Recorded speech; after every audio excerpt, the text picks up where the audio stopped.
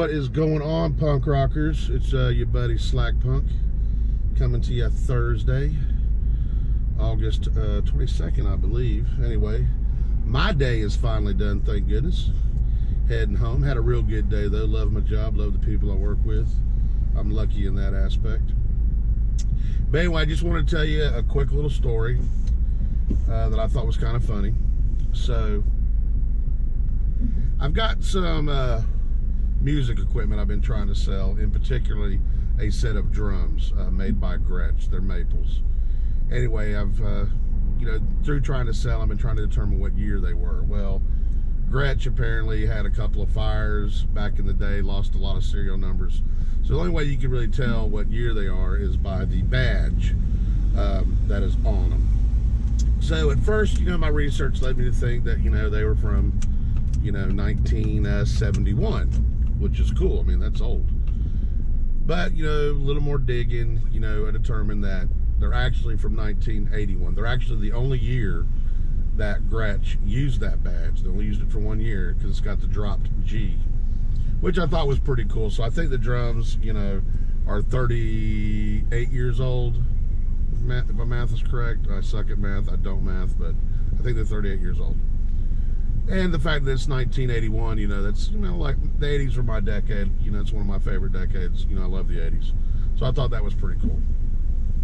Anyway, trying to come up with some extra cash. I've been looking for a part-time job. Not been having much luck in that department. So I thought, well, I've had these drums for a long time. Originally, they were my father's. After my dad passed away, then my brother took them over. He was playing them. After he passed away, now I've got them. Now, they are 38 years old. They are missing some parts, some hardware. Nothing major, though. They've got the rings that go under the toms that mount on top of the bass drum. I just can't find the screws. They're somewhere. My brother wouldn't just throw them away, so they're somewhere in the house. I just haven't found them. And then a couple of, knobs here and there.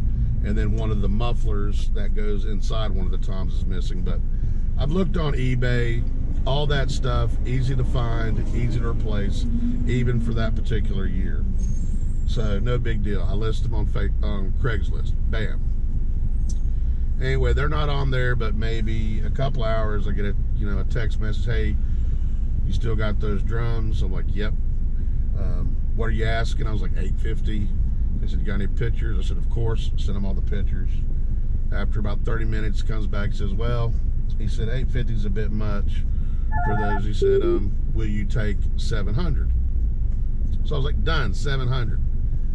So, over the next day or two, it's back and forth. He's asking questions, about the year, whatnot. Because at the time, I didn't realize they were from 81. I thought they were from 71. So he comes back. He's like, I don't think they're 71 because they don't look like this. I said, well, you might be right. I said, I'm not 100% sure. So that's what forced me to start looking into it. Anyway, finally, when I came back, with 81, I was like, look, man, I said, my bad. I was off by 10 years. They're actually 1981. If you're not interested, I understand. I said, as a matter of fact, I said, now that I've thought about it, I really don't want to sell them because, the sentimental value attached to them and, whatever.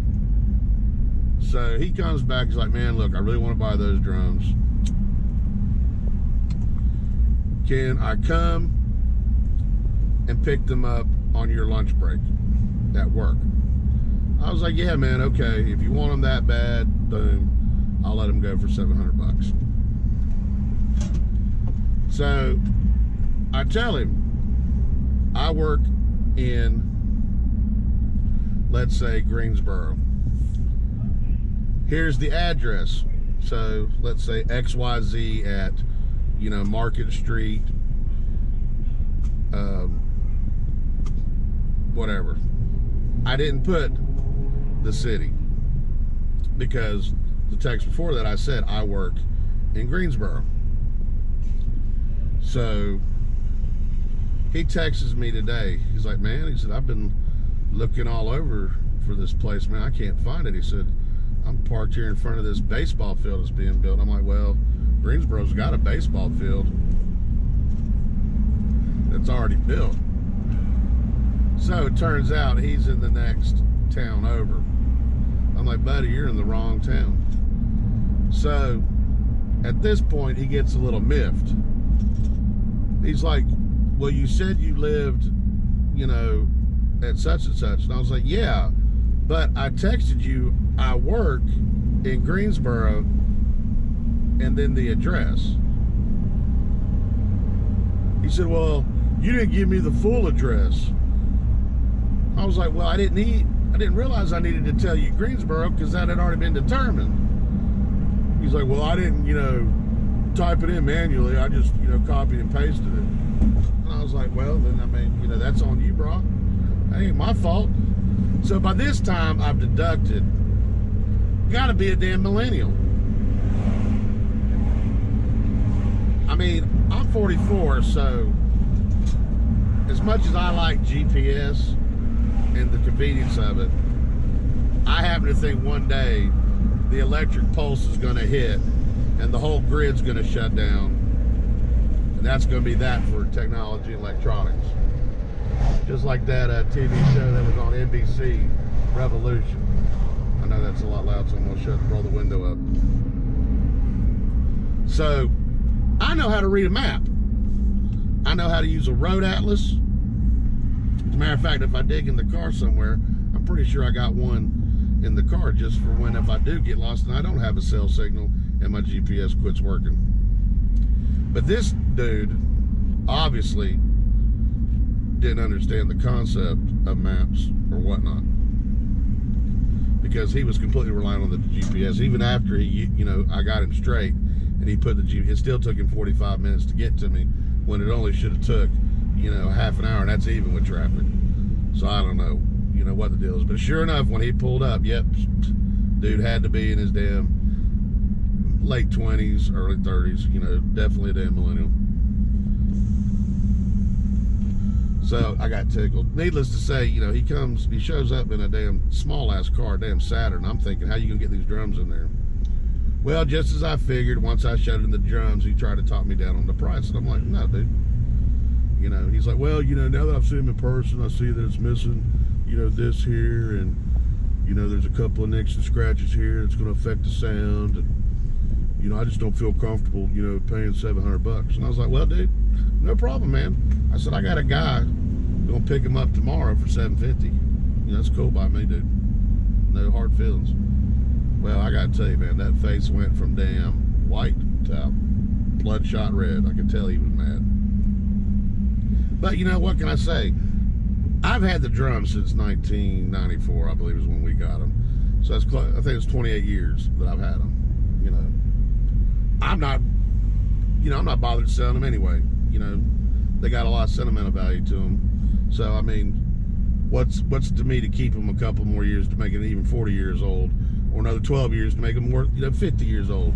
I mean, I would have to think that they're going to increase in value just because of their age and them being vintage or antique. And plus, you know, they got to be worth that to somebody. And now that I know exactly what hardware needs to be replaced, if I can't find mine, I know what I need to order online to make them, you know, as original and mint as possible. So, you know, whatever, dude, let's get off my ass. Ain't hurting my feelings you don't get it. I said, I hate that you drove an hour and a half to get here, but, you know, had you used your noggin and looked at the text correctly, and you know, didn't rely on copy paste to get where you're going, it might not have been that frustrating for you. So whatever, dude, I'm sorry. Anyway, you know, that was my little adventure time during lunch that I got tickled with. I swear, I feel every day I'm getting more and more out of touch with these young people. I don't want to be that old guy, though, that get off my lawn guy. You know, I don't want to be him. You know, I want to relate to the young people, but come on, guys. If you're out there listening, you've got to learn how to read a map and use an atlas and, you know, use a compass. Because I'm telling you, I promise you, this technology ain't always going to be here. You ain't always going to have your smartphone to tell you where to go, or your GPS in your car. You gotta learn how to navigate by the stars, man. Anyway, that's the end of my rant. So I'm going to get off here, kick up the tunes a little bit, and enjoy my little 30-minute ride home. Anyway, thanks for watching. If you liked what you heard, what you saw, please feel free to hit that like button and that subscribe button. Otherwise, until the next time, I will catch you guys on the flip side. Peace.